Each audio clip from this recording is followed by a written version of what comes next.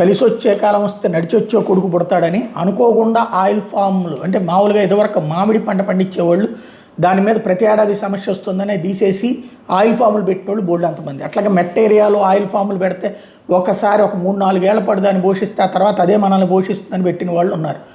ఇప్పుడు వాళ్ళకి అనుకోని అదృష్టం వరించింది. ఈ ఏడాది ఏప్రిల్ నెలకు సంబంధించి ఆయిల్ ఫామ్ గెలల ధర టన్నుకి 23,650 రూపాయలని 656 రూపాయలని రాష్ట్ర ప్రభుత్వమే ప్రకటించింది.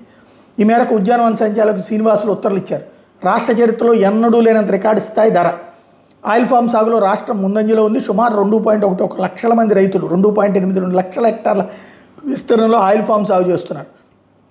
24-25 ఆర్థిక సంవత్సరంలో 55,645 ఎకరాల్లో ఉంటే ఇప్పుడు 75,360 ఎకరాల్లో కొత్తగా తోటలు జరుగుతున్నాయి. గత దశాబ్దంలోనే ఈ సంవత్సరం రాష్ట్రంలో అత్యధిక ఆయిల్ ఫామ్ అన్నది సాగు జరుగుతోంది. ఓ పక్కన అంతర్జాతీయంగా ధరలు పెరిగిపోవడం, దేశంలో కూడా ధరలు పెరిగిపోయినటువంటి నేపథ్యంలో విదేశాల నుంచి తెచ్చుకునే దానికి కూడా విపరీతమైన కష్టమైన సందర్భంలో ఇప్పుడు ఇదే లైఫ్ ఆయిల్స్కి. కాబట్టి ఇప్పుడు వీడి ధర పెరిగిపోయింది. ఇప్పుడు ఈ రేంజ్లో 23,656 అంటే ఈజీగా 21-22 పొలం దగ్గరికి వచ్చి కొనుక్కెళ్ళే వాళ్ళు ఉంటారు, లేదా ఇంతకంటే ఎక్కువకే రేపు పొద్దున అడిగేటటువంటి పరిస్థితి ఉంటుంది.